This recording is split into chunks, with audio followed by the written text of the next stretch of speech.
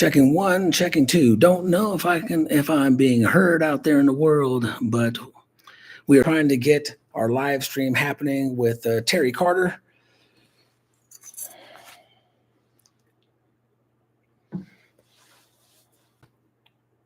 Oh, I know what to do. Maybe.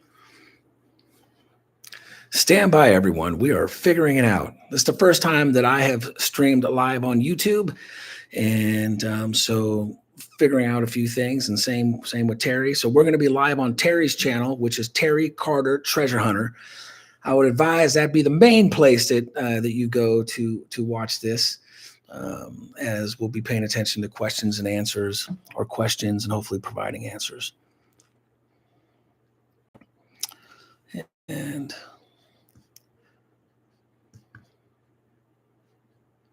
check. Yep. All right. Looks like audio is working. I'm going to mute the audio for a second.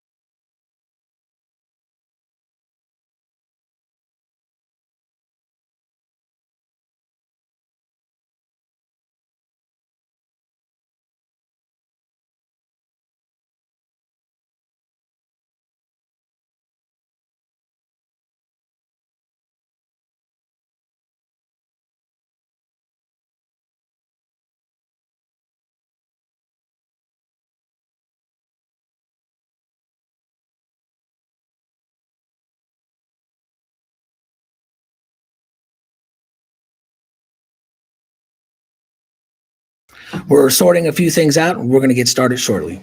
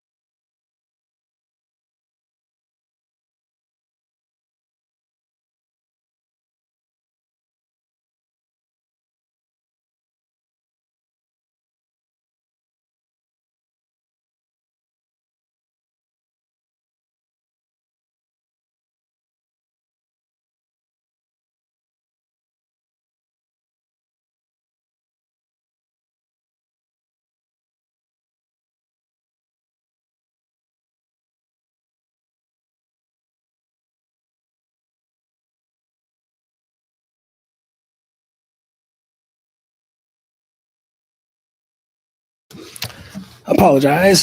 There's no one here listening on mine anyway, right at this moment. So stand by.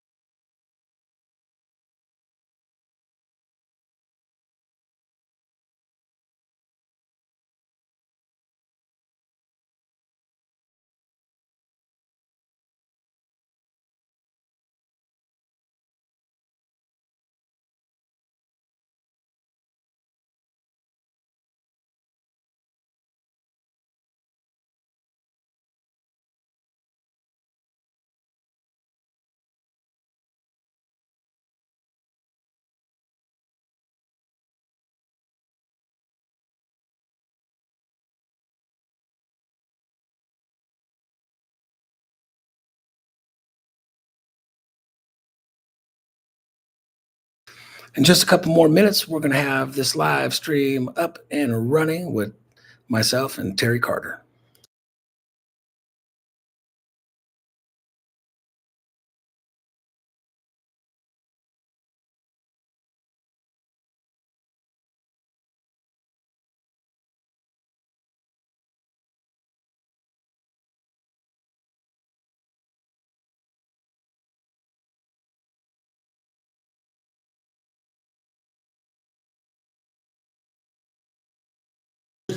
Hey, how you doing? Man, sorry about this. I was going to be all professional and have a live stream, and I don't know what the heck I'm doing. And it's turned into a big wreck, but man, I'm glad those have come around. So with me, and let me know if you can hear me okay. Give me put a number 1 in the chat or thumbs up or something if you can hear us okay.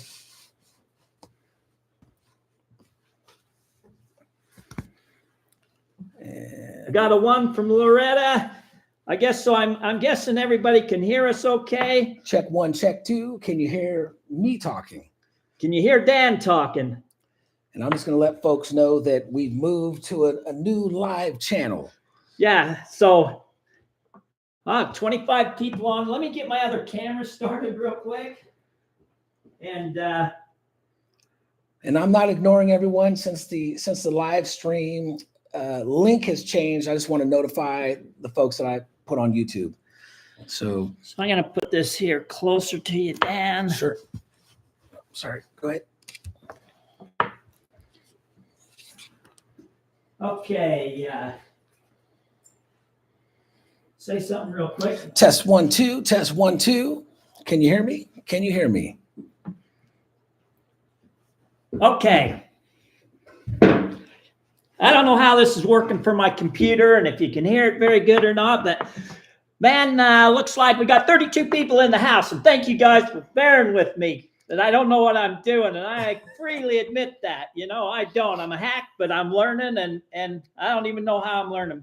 And I've been no help at all, apparently. So I am excited to be here today and share with you a good friend of mine. I met him a long time ago, Dan Dilman. I met him. Remember, we flew out there. This right. Like in the early 2000s. Yeah, we flew out there and met you. You guys were jet setting, private jets. We flew in on a private jet to meet you, and you was just finishing up the documentary of your family, your grandpa, your dad, your uncles on tracking down the Aztec treasure, and we got to preview it before it got shown to anybody else, and so I wanted everybody else to kind of hear this story. So, and you guys probably know Dan from the hit show Aztecs, Lost Gold of the Aztecs, that was on History Channel. Yeah. And anyway, so with that, I'm if I'm gonna have Dan, I want Dan to tell his family story because it's a great story. And then if you have any questions, man, I got this on my computer, so it's not on my phone, but I'm still kind of slow, but I'll try and read them, and I should get me a piece of paper and write them down. So if you have any questions as we get going, let me know. But with that, Dan, take it away. Where do we start? Let's talk about your family, your grandpa, family origin, your grandpa, and why did the History Channel even come to you with the Aztec treasure? And because you got a great story with your family, and yes. So I'm a 3rd generation treasure hunter. My grandfather Raymond Dillman and my 2 uncles John and Paul Dillman got me started, obviously, in the family adventures. So back in 1964-65 is when my family started the quest for Montezuma's treasure. Maybe a little sooner than that, but reality is my grandfather and uncles were absolutely into ancient civilizations and paranormal. I could run down the list. But in 1964, Time Life magazine, which this is an original magazine, had an article about the Peralta stone tablets, which I'm sure you're a follower of this genius, then you have heard about the Peralta stone tablets. Recently, I saw something where folks were calling them hoaxes, and And I definitely am not here to debate whether they are hoaxes or not hoaxes, but I'll say this, they are real. They're real stone tablets. What could come into debate and is definitely up for debate is who created or carved those stone tablets. But that's how we got started, because Time Life magazine had an article spread on the Peralta stone tablets. So my uncles were cleaning out, and my grandfather, being the head supervisor, were cleaning out a neighbor's basement, and they came across the magazine, and my uncle saw the Peralta stone tablets in there, and it was a mystery that nobody could solve. And so they brought it to my grandfather. And make a long story short, he spent years and years working on the stone tablets and deciphering them and coming up with breaking the code and leading us through latitude and longitude. And I don't know if I've put that out there before, but through latitude and longitude. So there's a code that he deciphered from the Peralta stone tablets that led us to a remote location in Utah, southern Utah, in the early 1980s. And basically, my grandfather was looking for specific signs and symbols. Keep in mind, these signs and symbols weren't on the Peralta stone tablets. It's such a deep and multi-layered story. I don't know where to go. So I'm trying to just the brief overview. The brief overview. So in 1982, through the Peralta stone tablets, my grandfather's deciphering, we make an amazing archaeological discovery in Johnson Canyon, 1982, and where we discover hundreds of dead bodies, some cannibalized, sacrificial altar that also has what some know as a water glyph on it, but it was absolutely being used to sacrifice individuals and toss them over the edge of the mesa there and bury them. And we found clay pots full of turquoise, gold, and all kinds of artifacts. There was so many special artifacts, some that you would say could be standard Native American. Some mainstream archaeology says it was Basket Maker 2, but there were many things that were discovered that transcend just Basket Maker 2, Fremont. Not to say that that's not amazing, because that is. But we found this nodule, and a matter of fact, it's right up there. There's a picture of it, and it's got a symbol on it. And it's made sorry to derail you, because I did not know that it was your family that found that nodule. I've seen that nodule. I didn't know it was your family that found it. Yes, so, it's cool. My grandfather and uncles don't get enough credit for what they did. The property owners at the time who my grandfather struck the deal with were the Judd family. And the Judd family, today, we have a great relationship. There was a great relationship when my grandfather first arrived. Some things happened, and that relationship fell apart. So the Judds ended up keeping all of the artifacts, all of the discoveries. It was their property, even though we had a 50-50 deal with them. I'll just say that the things didn't go well. And the Judd family ended up keeping all of those artifacts and get a lot of the credit for the discovery. And like I said, God bless them. So there'll be no negative talk, because we're friends. And I've gone to mend old family hurts and wounds years ago. But they still have them. Some of the stuff is in the Kanab Museum. So Tiger saying, was this in Utah? Yes, it was in Kanab, Utah, in Johnson Canyon. And there's a huge history about Johnson Canyon, about the Dillmans, Freddy Crystal, Montezuma's treasure. We can run down the list of important things. And something else too that a lot of people don't know, it's in our family history, and what we share is Cabeza de Vaca and Estevanico the Black. We believe that we discovered the body of Estevanico the Black. You would have to know some of your early Spanish history. You'd have to know some things about Coronado and Fray Marcos and those adventures to possibly have a glimpse and piece of knowledge about who those two characters were. But it's who my grandfather believed carved those Peralta stone tablets.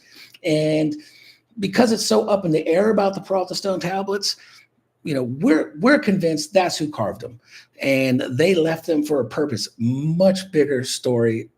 So many thoughts we'd have to share with you. I would have to share with you. It would be a couple-hour dissertation just to cover the dots and to connect the dots that would give a great case, prove a great case to why these guys could have been the ones to carve them. But make a long story short, not only did we find all of these artifacts, ancient signs and symbols, blue clay symbols that are known for royalty and Aztecs, but we also found another stone tablet, which is also over here. So it would be, you know what? It would be that guy right there. Which is known, your family called it the fifth. We call it the fifth stone tablet because it is made of the same sandstone material. It has carvings that are different and similar.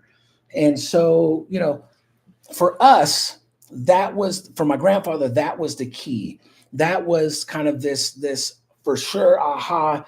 He had deciphered the Peralta tablets that led him to these other stone tablets. And to find another stone tablet with who we believe was Estevanico the Black, along with these artifacts, was pretty amazing, and has also unlocked several other locations for us throughout the decades. And so in a nutshell, we started out grandfather and uncles, and my family, my wife and I, my children, we are continuing the quest. So we're on the move, and we are still discovering really cool, amazing locations and uncovering history. But go ahead. Oh, sorry, Ben. I'm just reading some of these comments. Flash in your pan, Ed. Thank you, man. He's saying 87 people live and only so many likes. Smash that like button. I don't know if that helps me with YouTube or not, but it makes me feel better. And then he says, Terry always talks that way. He's yelling. Somebody must have said I'm yelling. My wife says, you got to tone it down. You yell too much. And I do. I'll try and tone it down. And I have nothing planned or written out that says I'm going to cover this and this is how I'm going to, share some of our stories. So forgive me for being scattered, or if I sound like I'm bouncing all around. Absolutely willing to answer questions. But I want to say this. This is something that I think is super important to my family's quest, is that, we're not just seeking gold and jewels and riches. That's not what we're doing. What we're doing, treasure to us, is ancient records, uncovering history. No wonder I like you, Dan. and the reality that, which no one until, I shared not so long ago, a few years ago, but nobody still has asked some simple questions that I asked my grandfather as a kid. Where is Montezuma's tomb? Where is Montezuma's monument? This was the greatest emperor, an Aztec king. He was the highest level spiritual leader, having the esoteric knowledge and wisdom of the ancients carried back from Atlantis. The Aztecs, the Maya, the Inca were all known to be carriers and holders of these ancient records. And here is Montezuma, the top dog, loved by the people. If you really do your research, and our family, we're Aztec Mayan descent, along with, actually, I'm Spanish descent as well on my mother's side, but my father's side, my grandmother was from Michoacan, Mexico. She was born with 6 fingers on each hand, being a 12-fingered being. As long as myself, I was born with 12 fingers, 6 on each hand. And just to let you know that bottom line is that everyone loved, the people love Montezuma. The story that we've been told that the Spanish killed Montezuma, and the Spanish saying the Aztec killed Montezuma, is not the truth. Why is it not the truth? Cortez told us that he gave Montezuma's dying body to the lords to bring to the people to stop them from attacking and shutting down the markets and all of these things. And there's 3 or 4 or 5 different stories. But here's the thing. This guy, Montezuma, was a super intellect, a super spiritual guy, an amazing warrior, and a loved king, a revered king, not a hated, not a feared king. These are the facts that if you go talk to the indigenous and you talk to those who are truly connected and know the history, that's what they're going to tell you. And they're going to tell you he was loved. So how is it possible that we don't even have a monument in Mexico that says this is where Montezuma died, or this is where we honor Montezuma? This is the monument for him. None of that exists. No one, no historian, no archaeologist, nobody talks about where is the tomb of Montezuma. That's a good thought. I never thought about that, but yeah, you're right. That's a great thought. Right? If he was killed, there would be a place that says Montezuma was killed here, and they would have a monument. It's bullshit, excuse my language, that some people say, because there'll be some folks who say, oh, Montezuma was hated. He gave up the kingdom to the Spanish. That's so not true. He was operating from a whole nother level. Remember, he was the spirit, he was the high priest before he ever became emperor. He knew the prophecies of what were to come. He knew of the ages and of technology that we've lost today. The pyramids that are in Mexico, that are in Egypt, that are across this planet is proof of an ancient technology that was universal and that all continents were in union and in communication and using this technology. There's proof here right before our eyes. It says there was a universal technology. There was a universal mathematics, astronomy, all of it. It's there. We just don't, most people don't want to believe it. Man, you're going places I didn't even know you knew about and I don't know about. And that's all news and to me and kind of interesting. Right. So, but you did say when I was doing this that you was into UFOs, into spirituality, I thought you was just a treasure hunting. Man, you're well rounded. Well, thank you. And I don't want to ramble too much what you guys don't want to hear, but I will say that obviously, treasure hunting is the term that we use. Whatever, it's fine. But it transcends and I'm sure most of you, a lot of you have had experiences, right? So we'd be out in the desert searching for sites and locations as a kid. I started when going out with my uncles and grandfather at 8 years old out here into the deserts of southern Utah. And we would be, unlike today, I've got a pretty dope ass 4x4 Mercedes adventure van. It's pretty nice. That I could shower, use the bathroom, and sleep in while we're out in the mountains. But back then, we had, my uncles and grandfathers didn't come from money, and we had to scrape up what we had to go on our adventures. We would sleep out in the desert with no tents, no sleeping bags. We would be straight roughing it. We had water and some bologna sandwiches while we're out in the desert for days doing what we're doing.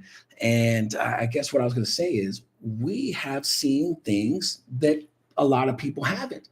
We have had unidentified flying objects follow us, orbs of light show up that are unexplainable. There were no drones showing up in 1982, 83, 84, 85, 86, 87, 88, and 89, and 90 in our area while we're out in the desert, remote, nowhere, different.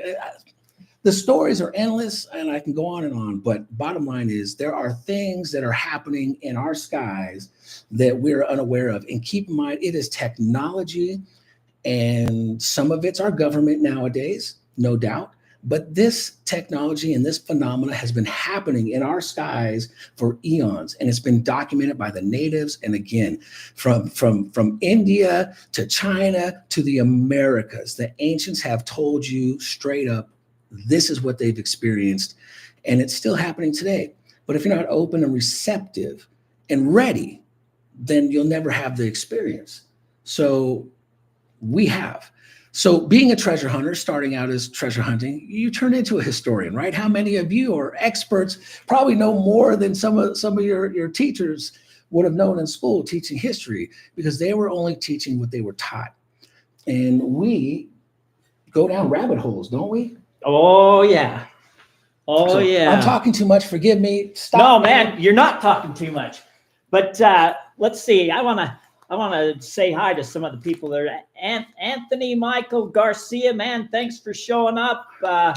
Ancient ships and symbols. I lost it.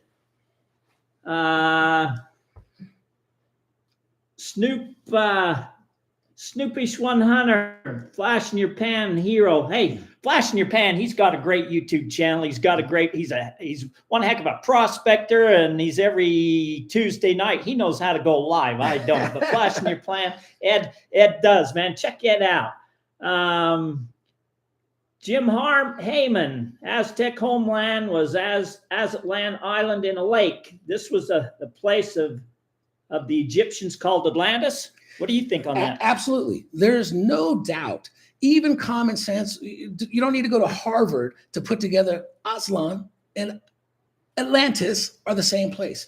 And we have mystics who existed, in our time, Edgar Cayce, Helen Blavatsky, who all even said, Manly P. Hall, there are ancient records that exist that clearly state that Atlantis and the Aztecs and the Maya and the Inca, basically the high priest, those high priests of all of those cultures, we're connected to Atlantis, and we're the keepers of the records. And that's one of the things that we're looking for.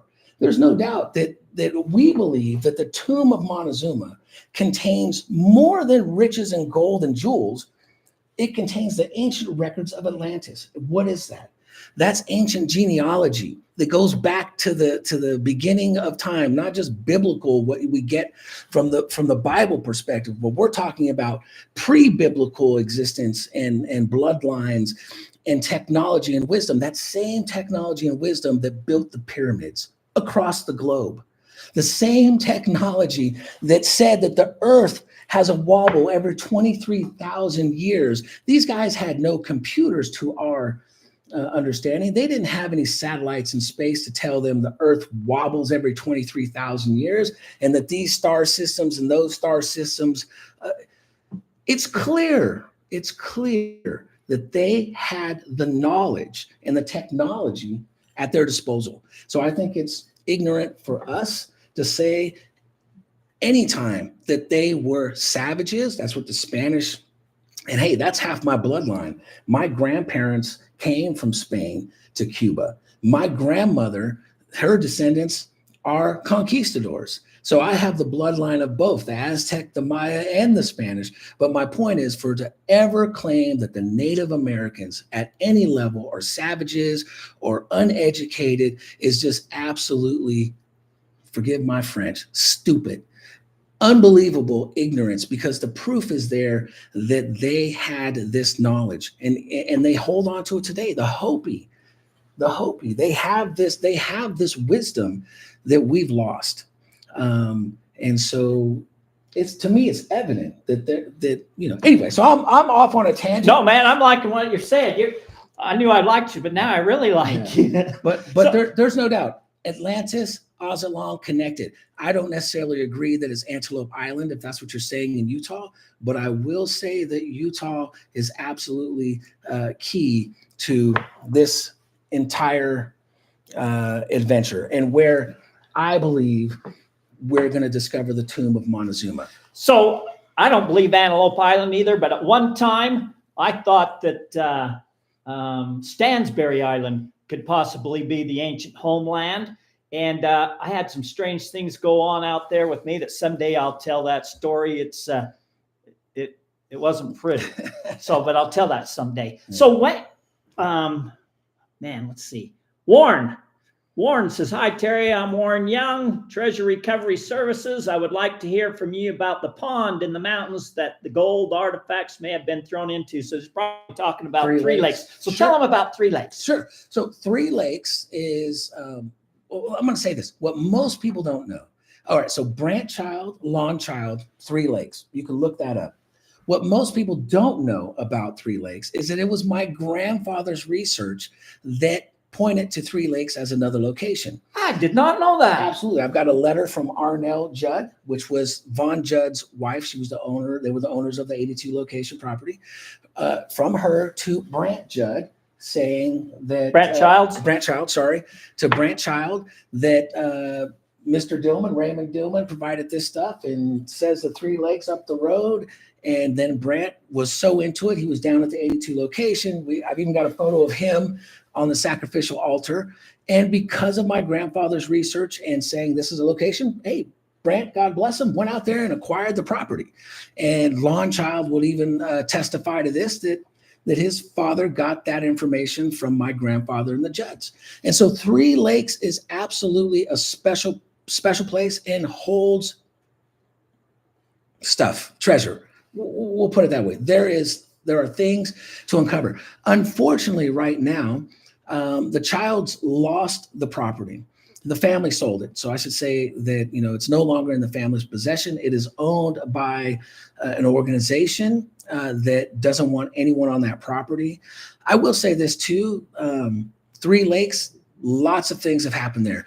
My family and I have worked with the Childs for decades while they own the property, and we have done investigations there as well. Absolutely, something special is in that cavern system. Don't try to go sneak on Three Lakes and go through that lake. I will promise you, you will die. It is death, and for those who were lucky enough to discover it, to find out about that way is death. You'll die. So forget it. Do yourself a favor and don't attempt to sneak on the property or do any of that stuff, because it's not going to work out well for you. Secondly, people have died. Drillers have died. Divers have had unexplainable phenomena happening to them. We have proven there is a tunnel system there. And matter of fact, I have a bunch of footage back from probably, 2000, early 2000s, where we documented some of our last expeditions there. And we got 20 feet into the tunnel, and even our barge started sinking. Now, Lon, if you're watching this, I told you not to build the barge. We needed to rent a barge. But it started sinking, and then there was all kinds of legal issues happening that stopped us from our further investigations. But my Uncle Paul, who has passed away a few years ago now, he made it clear that entrance was death, and that was not the way for us to get into that property. So Three Lakes is absolutely a special location. There is a curse attached to this treasure. Why? Because what is meant to be discovered is not meant for one individual to enrich themselves. That's the thing. The real treasure is going to be this ancient wisdom knowledge that is helping the civilization, this fourth world, enter into the fifth world.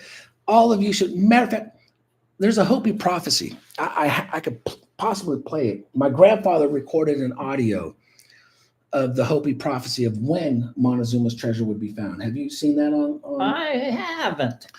Let's see. I'm going to play it. Let's see if it's loud enough. While you're looking that up, I've seen Jen Ottens is on. How you doing, Jen? Taz 11 or Taz 11. How you doing? Taz says Jim is correct.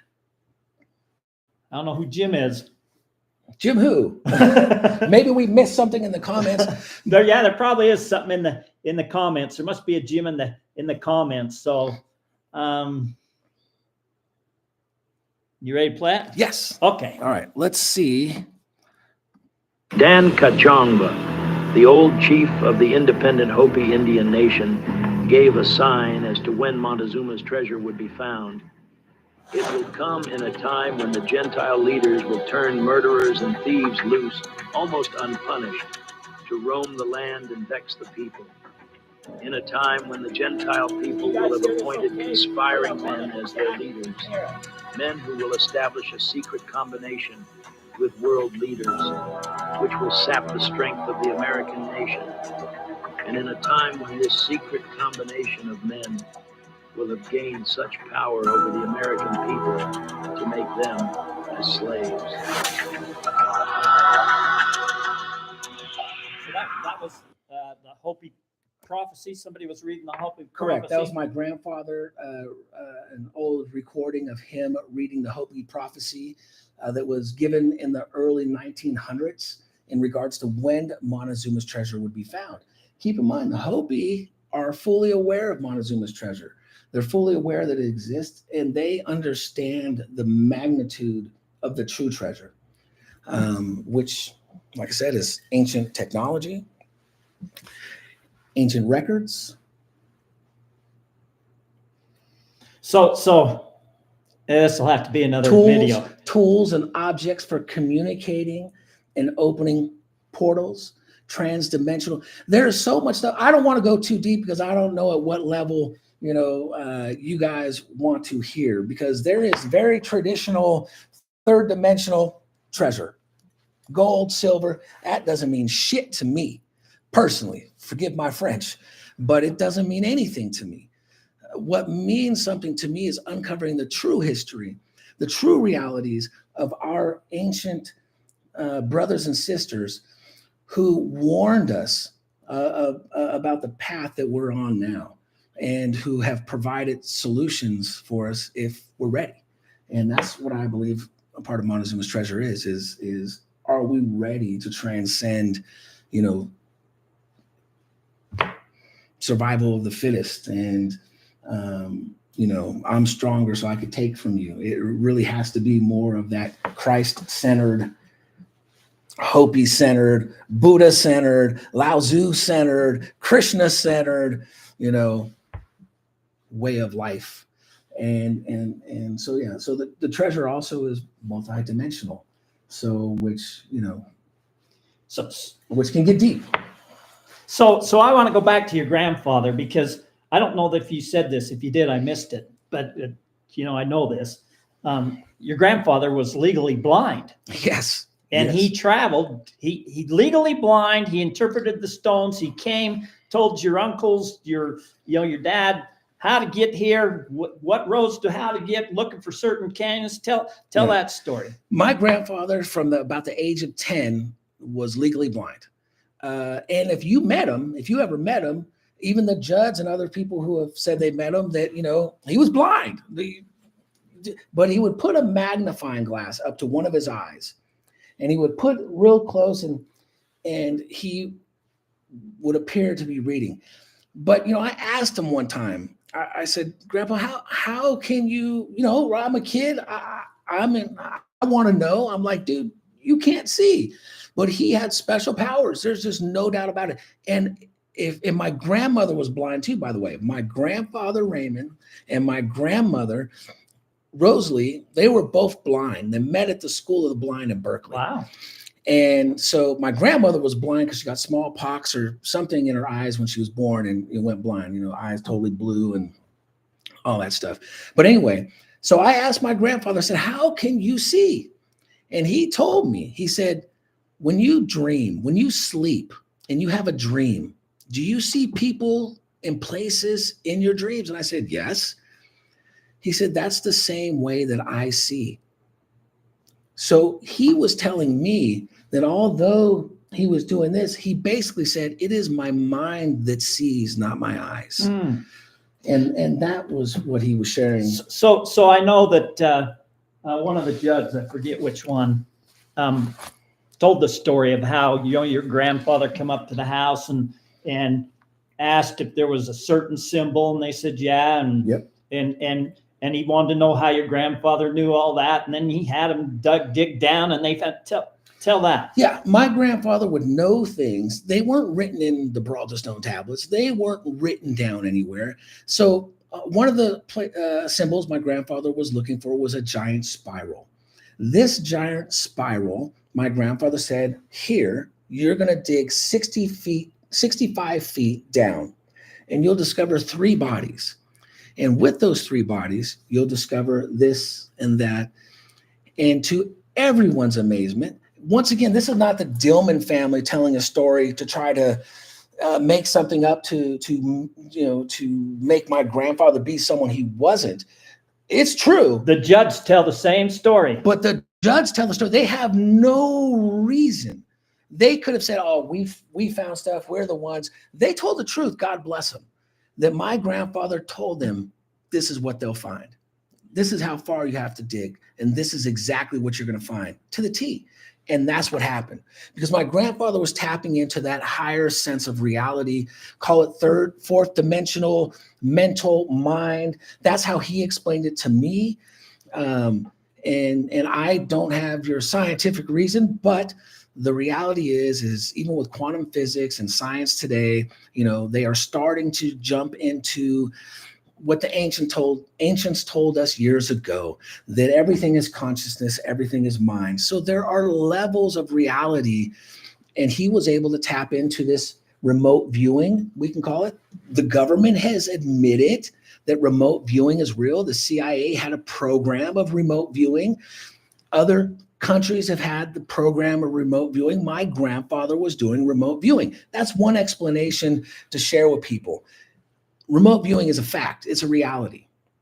And he proved it. And to have other families and other individuals see it unfold before their eyes was awesome. And so that's the type of guy my grandfather was, is that, he was a special dude. You could come, he did, we'll call it a parlor trick, but it was not. If I brought a friend over, or really it was my uncles. My uncles would have their friends come, and we'd all sit at a kitchen table at my grandfather's or my uncle's, and we'd talk about all this stuff. But my grandfather could tell you how much money was in your pocket. And I can't explain it any other way. It was like a little game they would play, but okay, tap your pocket and I'll tell you how much change you have in your pocket. He could do that. Really? Every time. Every time. Wow, weird, crazy stuff. But the blind, when you lose sight, because my grandmother was special as well. She had lost her sight, but she raised 5 kids in Oakland, California in the 50s. Right. And there were no caretakers. They didn't have someone in there helping them. I mean, my uncles and dad and aunt would tell us all the time, oh man, she would know we're up to something. She couldn't see nothing. We'd be doing stuff, making faces in front of her, right? And she would know and bust them. So when you lose one sense, it's documented scientific fact that some people get enhanced hearing if they lost their sight. If they lost their hearing, they get enhanced sight. So these things are not unbelievable, even to I've heard that. Yep. Yeah, even to those who don't want to hear about that kind of stuff. Cool. What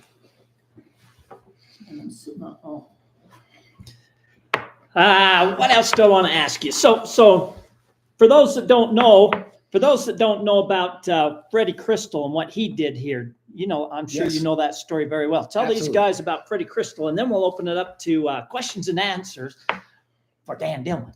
Yeah, and forgive me, guys, for being all over the map. Once again, I didn't put a little bullet list down and say, stick to this, stick to that. But Freddy Crystal was a cool dude, in my opinion. Whit, what was Whit's last name?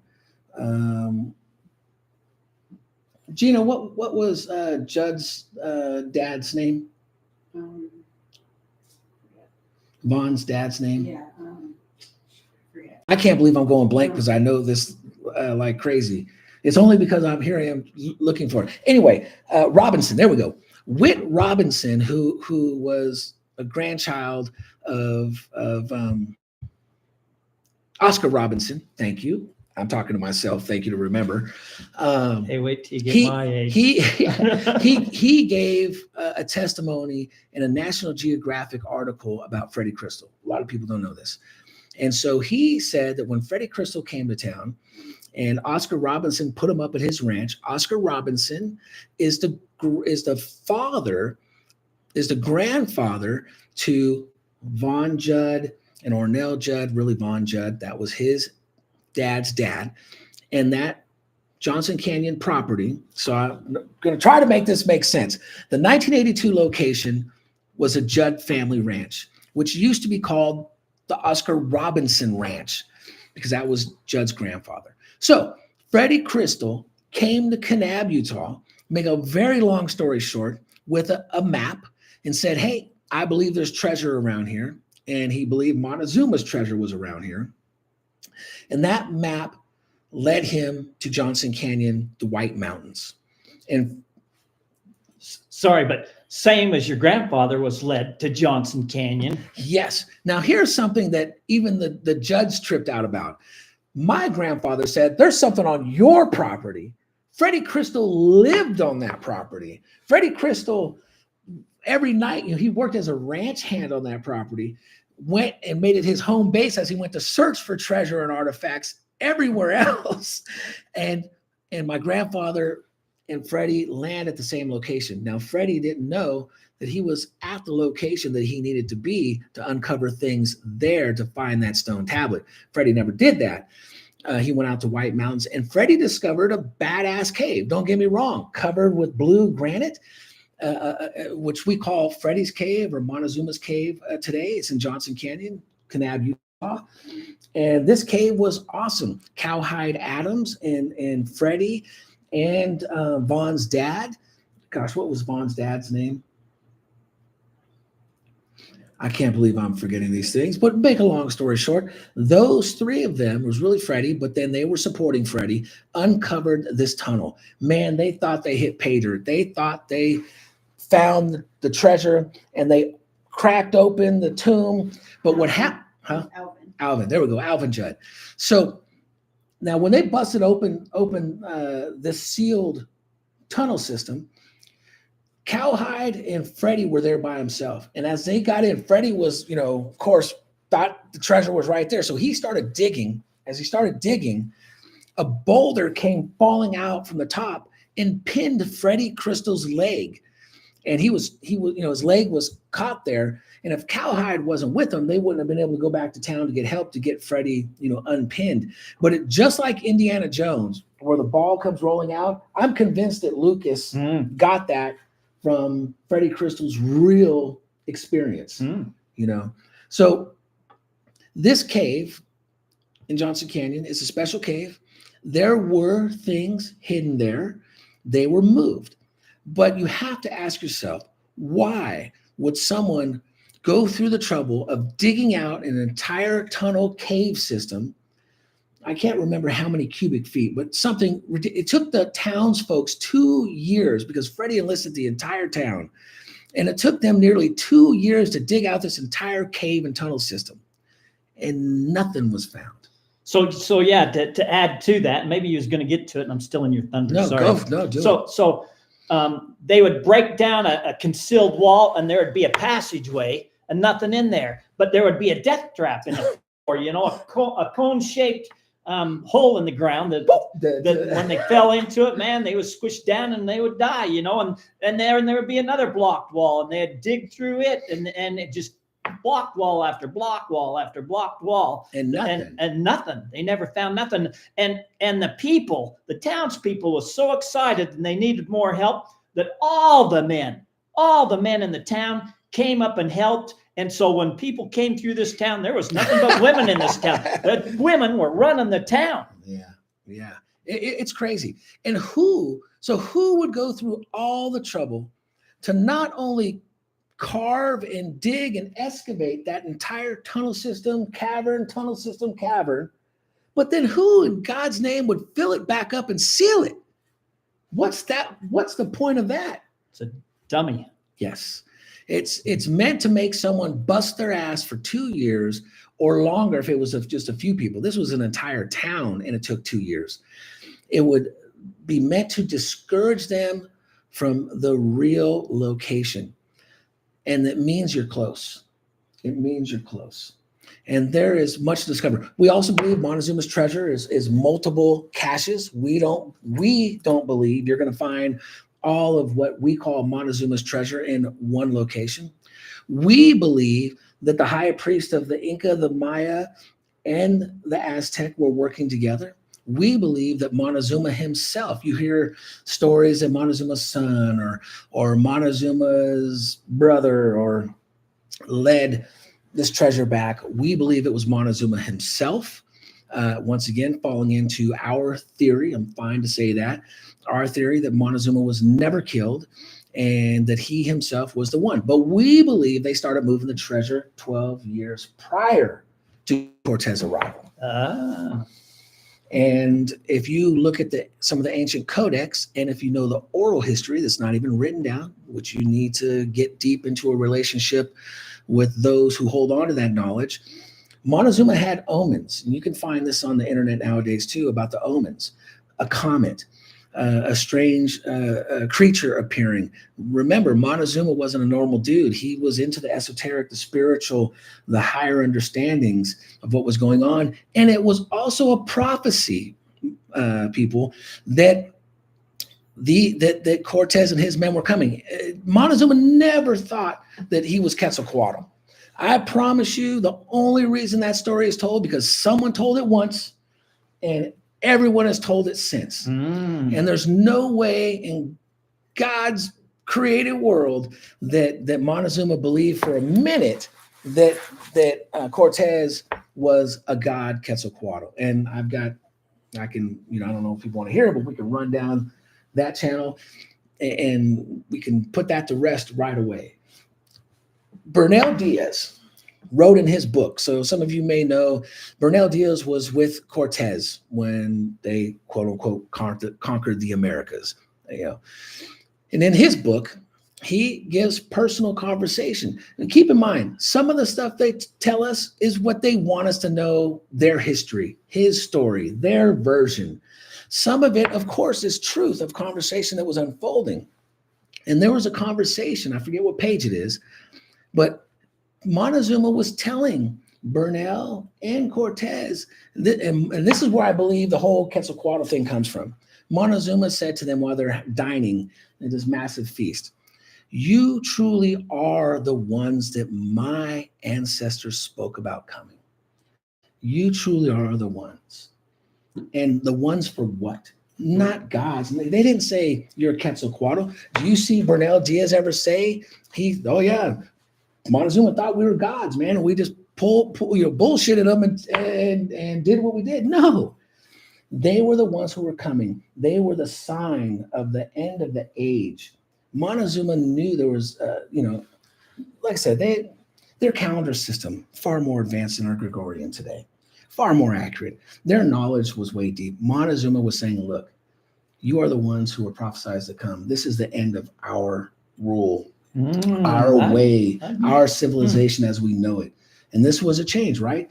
It's a known fact, whether it be from the Hopi and others, that they all say the Aztec, the Inca, the Maya, we have been in 4 different worlds, or we're in the 4th world, entering the 5th.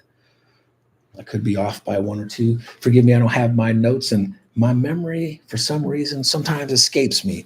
But the reality is they knew of a time, and just like we have biblical prophecies, we have prophecies from the ancients that say that this civilization, this system of things, it doesn't mean the earth's going to explode. It doesn't mean necessarily nuclear war and all these things, but the system. And if you pay attention to what's happening today, you could definitely see, I believe, that we're in World War III already. And call it World War III, call it the end of a cycle. Maybe that's the better way, because I don't really believe World War III, but it is an end of a cycle that we're at. Technology-wise, we're at this moment with AI and all these other things, with civilization, with society, with governments, with money. We're at this transitional time with digital. So if you really can stand back and look at how does a civilization change? You can look at how the Aztecs in Spanish, that was a whole world. And what changed? The system of things changed. The governments changed. The powers to be changed.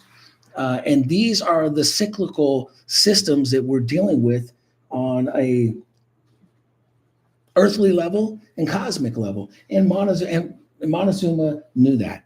And that was a sign for him. But he had already gotten the signs and symbols 12 years previous, knowing that it was happening. So they started moving their records and their most precious items 12 years before the Spanish ever arrived. They knew a cycle was coming, and not just a cycle, they had prophecies. Montezuma, and that's why even in that conversation, he says, you truly are the ones. We had been preparing, because I had gotten these omens, the comets, the 12 omens or so that he had received previously, and he was preparing for this. And I believe, once again, my family believes that there are dots that are right before our eyes that prove Montezuma was out in Utah, and that he traveled from Mexico all the way out here. We believe that when I brought up earlier, where's the tomb of Montezuma? Why is there no monument to him? There's not one in Mexico, but there are monuments to him. Do you know? No, I don't know. However, I've had other people tell me that there are things in Utah that represent and look just like their temples, just like their things here in Utah. Well, Montezuma's Castle in Arizona, right? Arizona. Why is it called Montezuma's Castle? Most people will say some white dude or European came through and said, we're naming this Montezuma's Castle. Why in the hell Well, they do that. And when you research, you'll find that no, that's just what someone has said. There is no evidence and no proof. Even when you start talking to the national parks, they'll go to, well, someone, no, the natives called it Montezuma's Castle before anyone ever showed up. Mm. Do you know there's a place called Montezuma's Canyon in Utah? There's a place called Montezuma's Canyon in Utah. Go do your research, because a very shallow research will say some man named it Montezuma's Castle in the 1800s or something like that, or Montezuma's Canyon.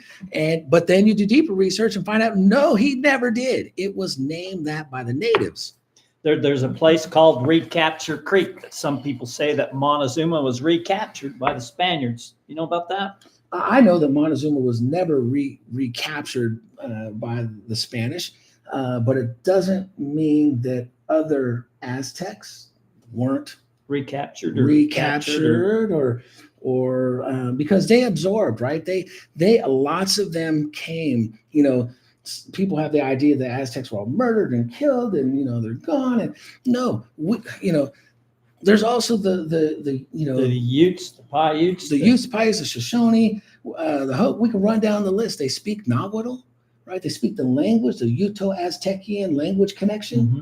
So, everyone wants to see. The thing is, and God bless them, these scholars, historians, linguistics, these folks can say, oh, well, this one thing, and they excuse it away. They excuse away the one thing. But how do you excuse away all of them? When you add them all together, how does just saying, no, you can't. And I think anyone who's reasonable should be open to the reality that, well, you know what? We don't just have one example of a connection. We have a multitude. And how ignorant is it to think that we today have relations, government relations? We have the United States communicates with every single king on the globe. China, Russia's, the whole entire globe, our governments have communication, right? They have ambassadors. Do you think that the Aztecs didn't have ambassadors? Do you think the Maya and the Inca didn't have ambassadors? Do you really think that China and Egypt and all of these folks were just locally in their own area?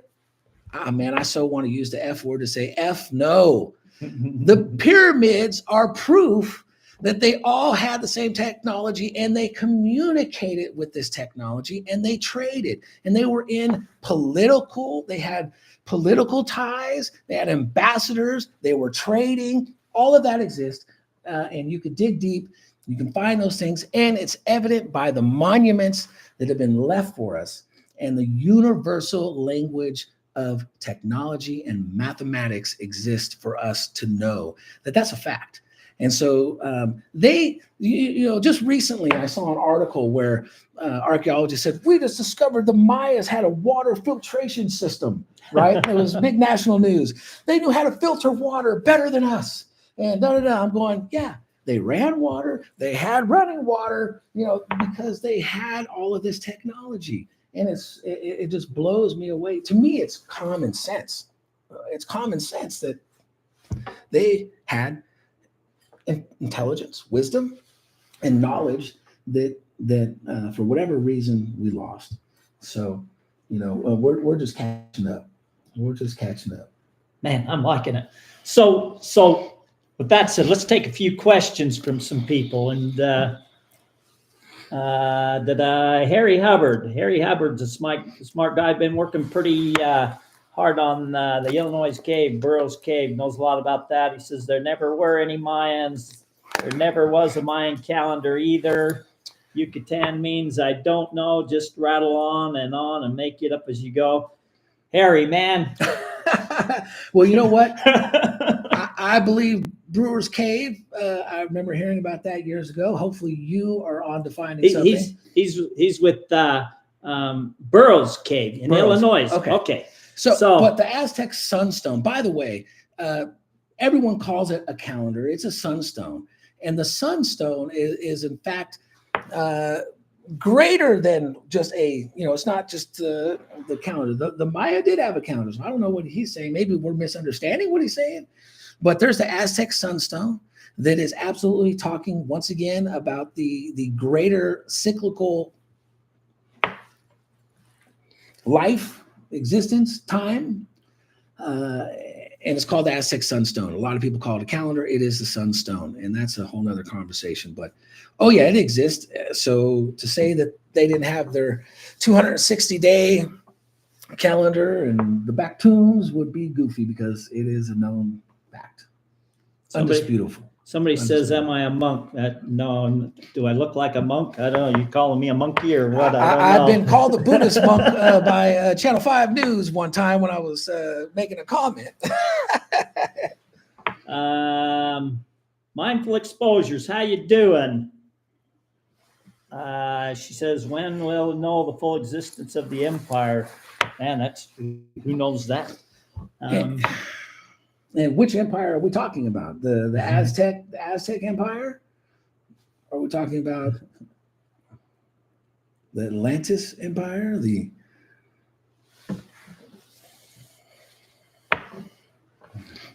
Let's see. So Jim Heyman's talking about giants.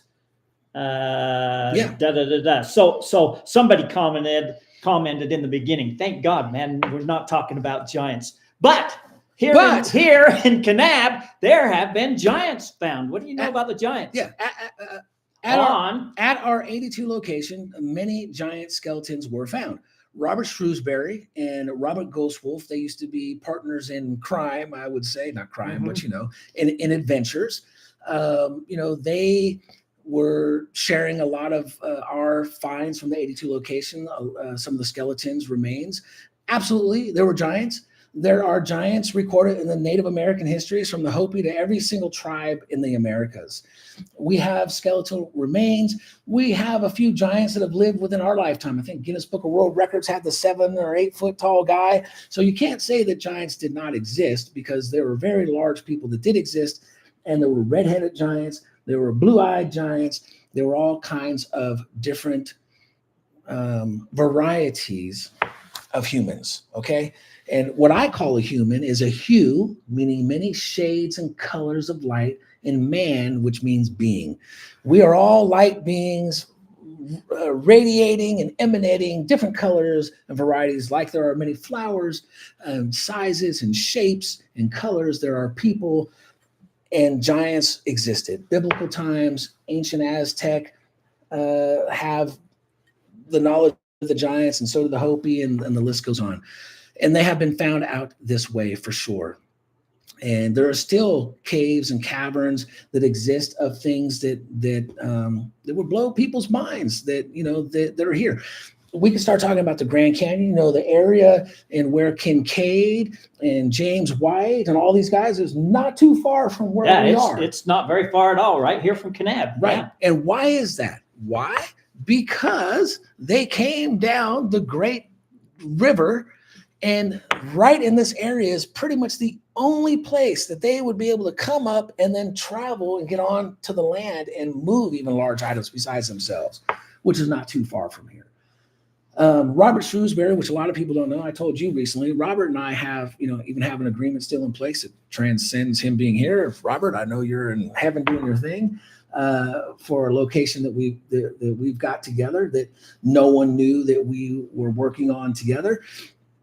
And there are many cool things to discover. I highly encourage people not to destroy nothing. Oh, do not destroy nothing. Please, to the best of your ability, document and share. Let people know you found it. That's fine. Let people know that what it is. Even though this is a balance, because sometimes the authorities, many cases where Hoyt Peak we're talking about, many times or maybe that's the wrong place. What's the Victoria Peak. There are times we go tell agencies that these things exist and we found them, and then we're no longer allowed to see them ourselves, and they disappear. I understand that can happen. But to the best of our ability, let's please honor the land. It is all sacred. It is all wonderful, but take pictures, document, and don't necessarily share the location with the world.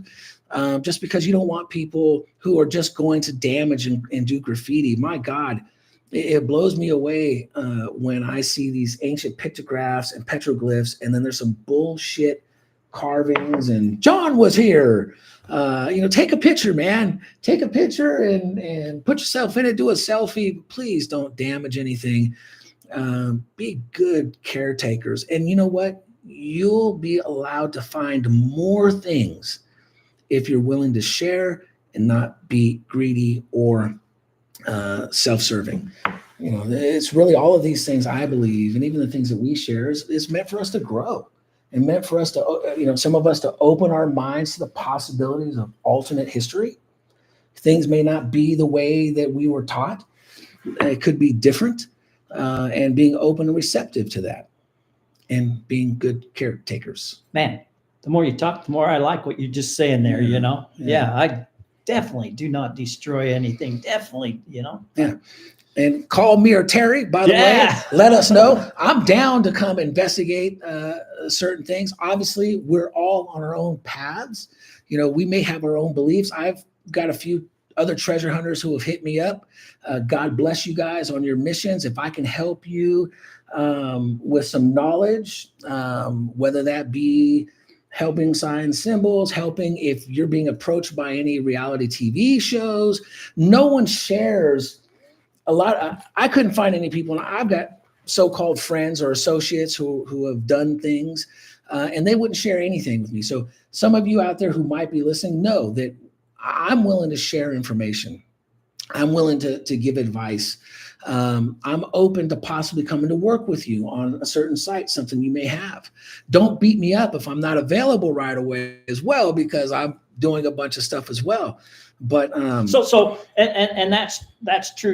I get emails all the time, phone calls all the time, and one, I'm not as smart as everybody thinks I am. I know a lot of smart people, but I'm not. But two, He's very smart. I am not. And two, as I got it, this is my fun. This is what I enjoy doing. But I have to work for a living to do this, and so I have my own projects that I'm working on, and so I just don't have a lot of time. But the big thing is, these guys are a lot smarter than me. No, but we're willing to be crazy to go out there and possibly meet with you or to hear what you've got to say.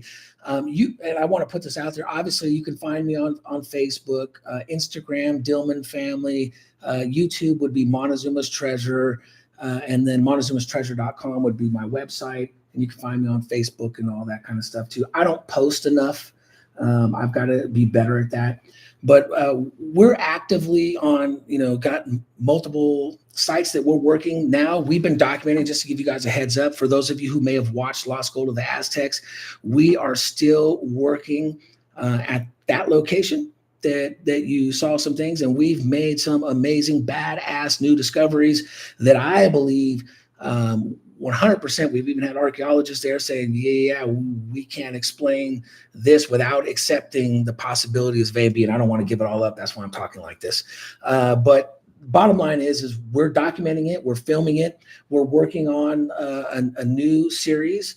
And we're also working on a documentary. There's a documentary I'm working on that catches you up from our last documentary, which you can watch on my YouTube channel for free. It's called Secrets of the Stone Tablets in Search of Montezuma's Treasure. You can find it on Amazon, or you can watch it free on my YouTube channel and get some of our history without me being all over the map. And that's a great video.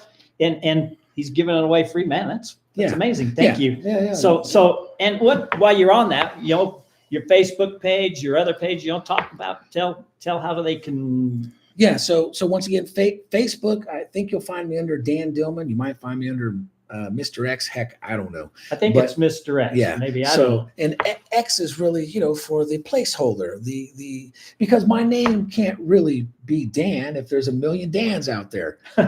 This is a joke I have with people all the time, but the reality is we all have an individual name that is written in our minds that is unique to us. But anyway, you can find me on Facebook, Dan Dilman, Instagram, I believe it's Dillman Family. And then I think Facebook Montezuma treasure page is Dillman family, and then Montezuma'sTreasure.com and Montezuma Treasure on YouTube. And I'll get better. I told myself for 2024 I was going to share a few different things. And once again, my interests are all things, of course, ancient civilization, treasure, call them UFOs, UAPs, they're calling them now. Unexplained phenomena is what I like to say, paranormal activity, and even Bigfoot. We've had our own personal Bigfoot experience a few times, and I've got a different spin on what I believe Bigfoot is and why some people have bad experiences with Bigfoot. But we're starting to get more sightings as cell phone cameras improve. We're starting to get more sightings and better quality of sightings. And I think that as we are entering the end of this age, more things are being revealed. There'll be more signs. I said this last year, actually. I said last year or earlier this year that we're going to start seeing more things in the sky. A lot of them will be our own government's technology, but we also have things that are going to be unexplainable, like we have our government admitting now. I mean, they are admitting that we have unexplainable phenomena happening in our skies. I believe because we have experiences at these ancient sites, I'm convinced that there are watchers, that I'm convinced that Montezuma himself was in communication with these star people. We'll call them star people. Again, he was a spiritual leader. He was the head of an empire, just like our president and certain CIA officials and government officials have high-level classification and have knowledge and access to information that us commoners don't have. That is the same things that were taking place in ancient times. And the rulers of these kingdoms absolutely had communication with these other civilizations and peoples. So what are people saying? Am I rambling too much? It goes faster than I can read. I'm a slow reader anyway. My wife is off over here, shy to be on camera and telling me I'm talking too much. So no, I think you're doing great. Forgive me. Let's see. Anybody, and if anybody hasn't seen the show on the History Channel, Searching for Montezuma's Treasure, take a look at it. Yeah, see Dan, his wife, and your boy. Yes, my son Derek. Yep. It's a great show. Lost Gold of the Aztecs. I believe you can still stream it on History. I've also been on Ancient Aliens, an episode Treasures of the Gods. And then me and my Uncle Paul were on an episode of Beyond Oak Island, Montezuma's Treasure. And then I'll be on another History Channel series in an episode of, I'm not going to say because I don't remember if I signed a paper that said I'm not supposed to say what show it was. So I'll just say that I'll be on an episode of a History Channel program in March, I believe, of 2024 when that episode will air. So, and we're working, right? I've been doing this forever, and we're filming and documenting our adventures and our discoveries. So we're planning for a new series. I can't say that that's the Lost Gold of the Aztecs, but it's something new. Could be on a different channel, could be on History if you're watching. Hey. Bottom line is that we're documenting and we have got projects in the works and we're filming. And I also have, I think I started to say, we have a documentary that will be coming out that won't be a part of the series. It'll be more second part 2, The Secrets of the Stone Tablets in Search of Montezuma's Treasure. Basically going to cover the Three Lakes adventures. We've had some people, I'll just say there's some folks out there who have copied and stolen our story and our adventures and made them their own. But bottom line is I'm going to have a documentary that shares some of that stuff, and you'll get some things from my Uncle Paul, who passed away, my Uncle Johnny, who passed away. And yeah, we're the family's continuing the adventures. Me, the wife, my son Derek, also have my son Josh and my daughter Tiana. family affair, family business. We're super serious on the show. It appears like they didn't show any funny stuff. The Dillman family is absolutely serious, but we're absolutely happy people.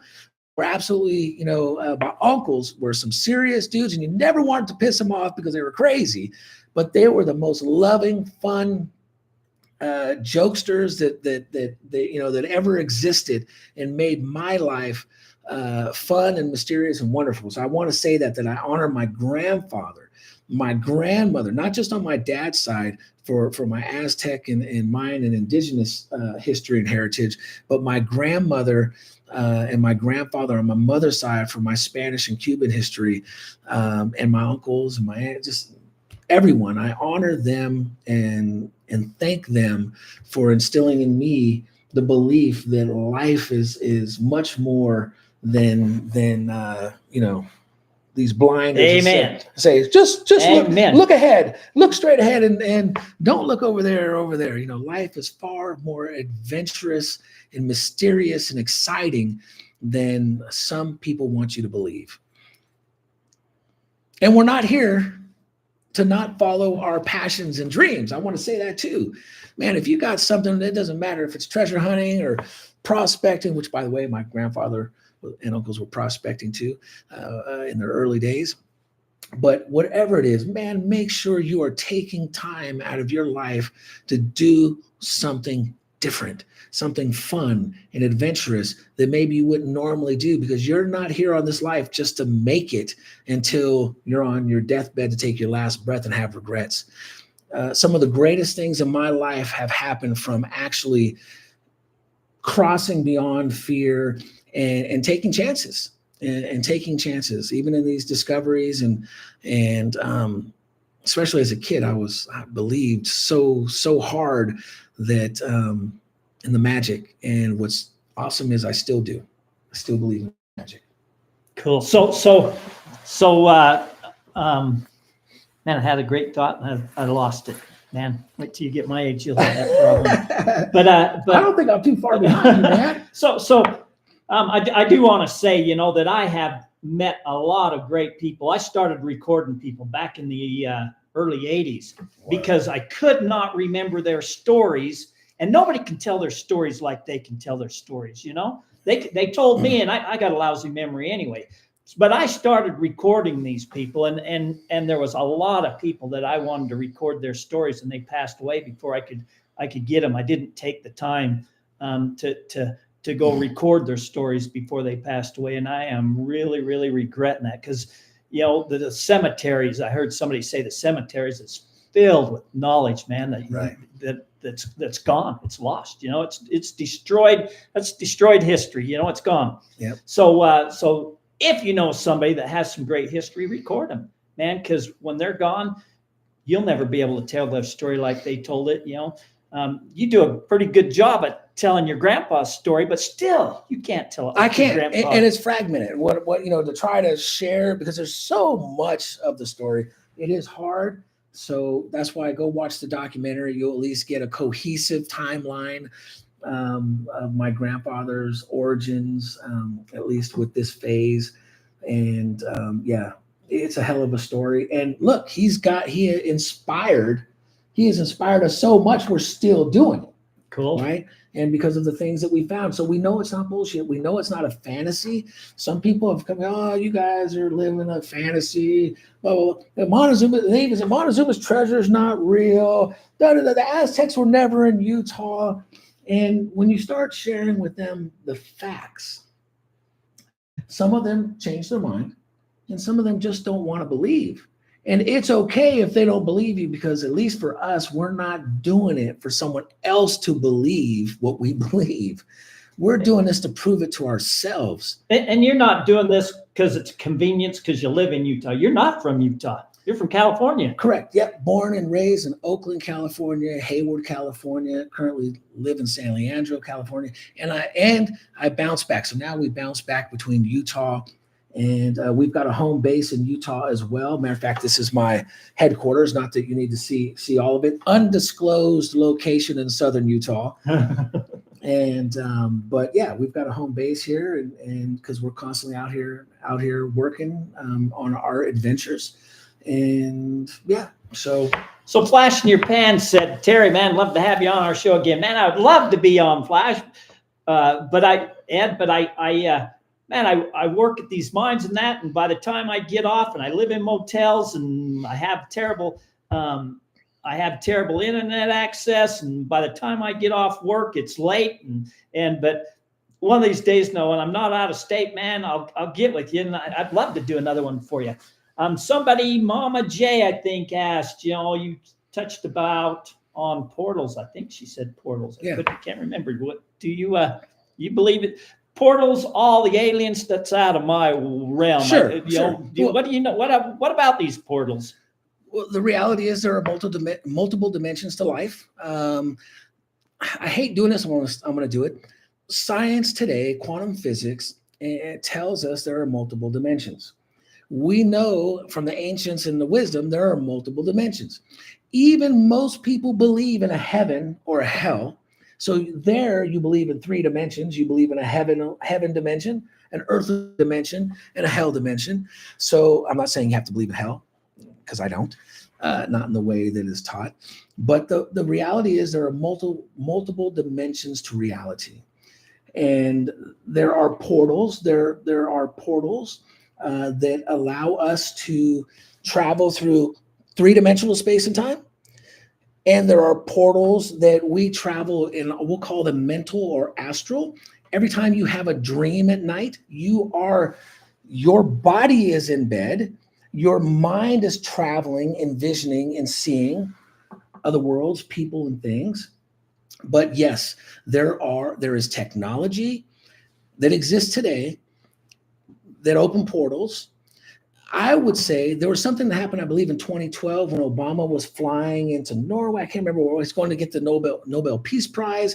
There was a blue spiral that opened up in the sky. They tried to say that it was a missile that was fired that spun this blue spiral, but that would be an act of war, because you have the president of the United States flying in that airspace, and you're telling me someone fired off a missile that lost trajectory and spun and made this spiral? No, because they were world leaders coming to a location, and everything is pointing to say, once again, I'm not asking you to believe any of this, but I'm just telling you from my experience that yes, portals exist. Yes, higher dimensions exist.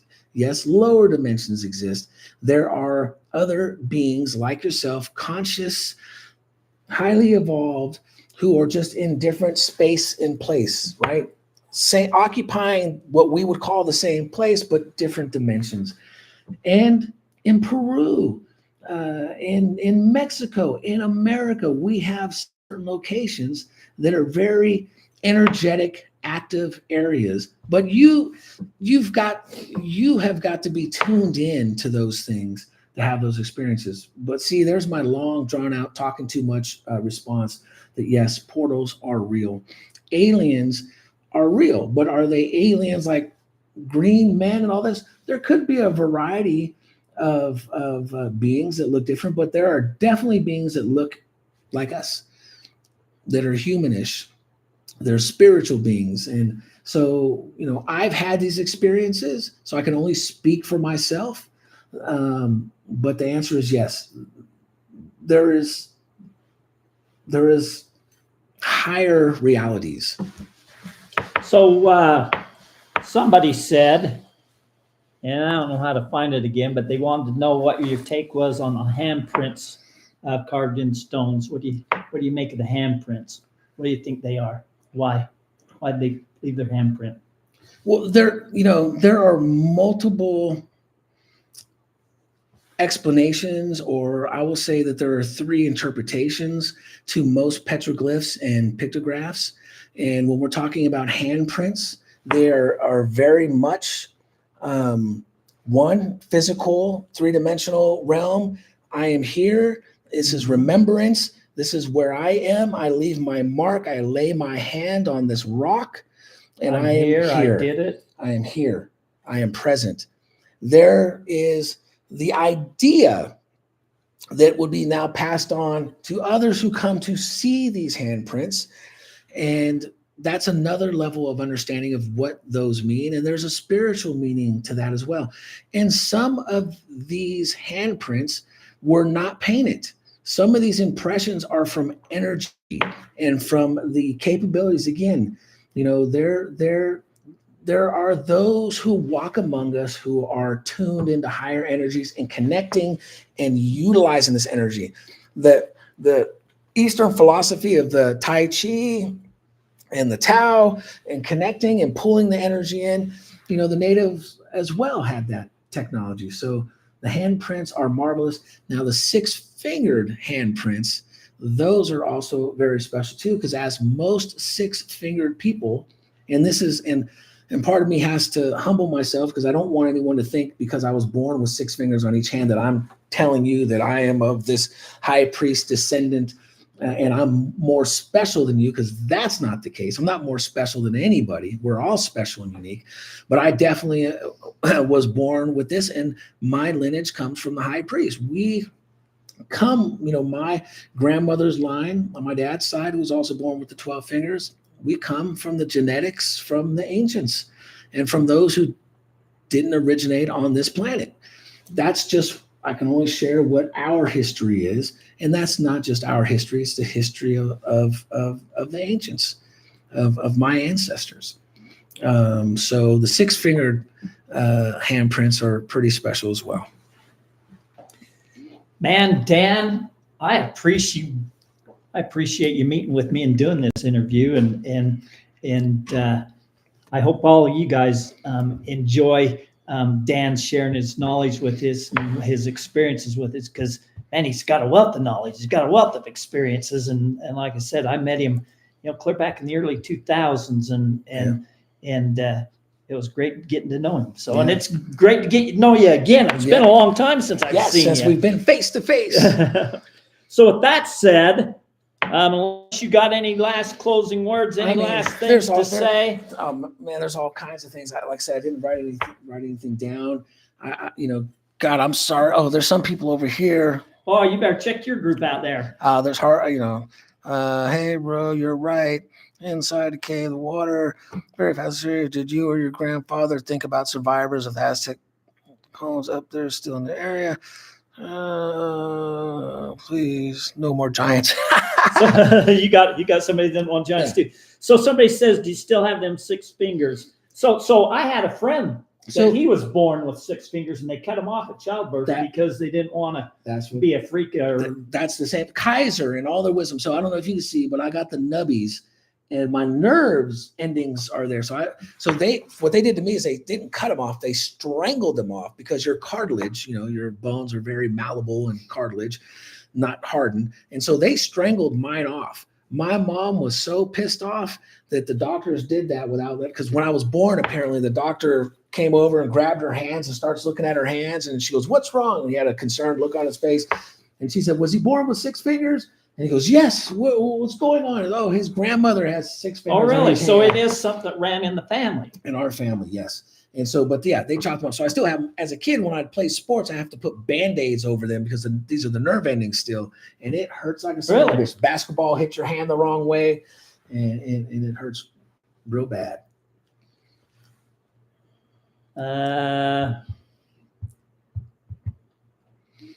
Hey,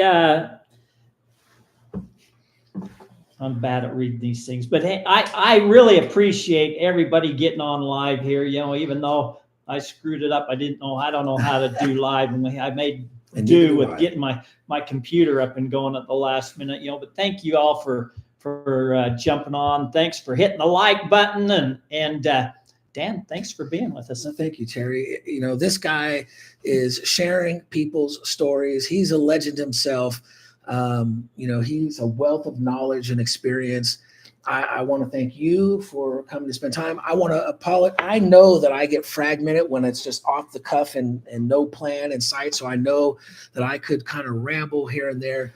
Bottom line is that I'm passionate about my family's adventures and what I'm doing.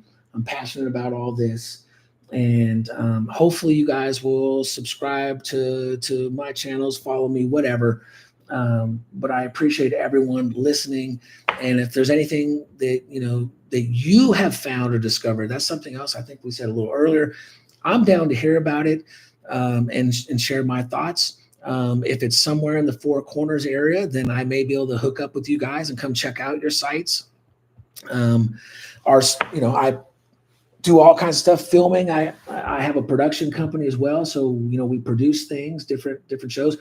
I'm also considering taking on some investors and donors for some of these upcoming things that we're doing. We haven't really flushed out what that means, but there's some property that we have pinpointed that we can purchase, that we're convinced has some things to find, some history to uncover, and we may be bringing on investors for that.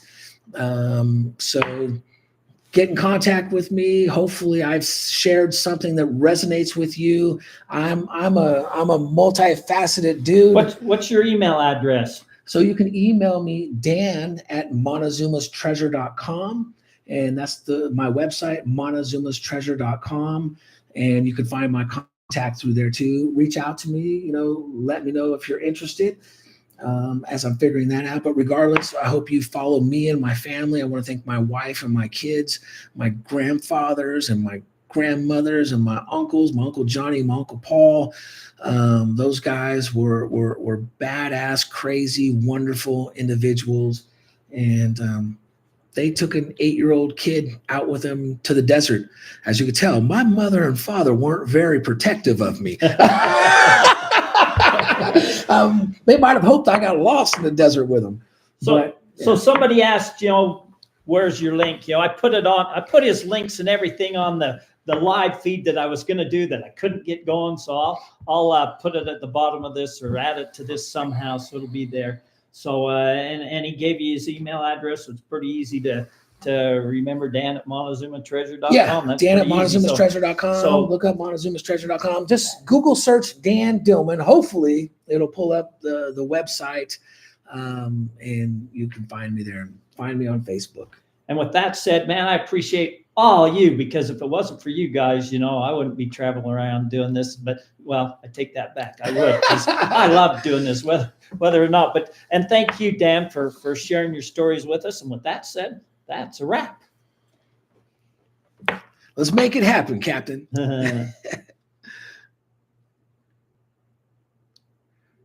Hey. All right. I appreciate it, Dan. Thank you. Thank you guys for watching. I'm sorry I wasn't fully paying attention, but much love to those of you who were here. And thanks for sharing him with me. Yep. And God bless you guys, and maybe we'll try this again sometime. Thank you. Bye. Okay. Well,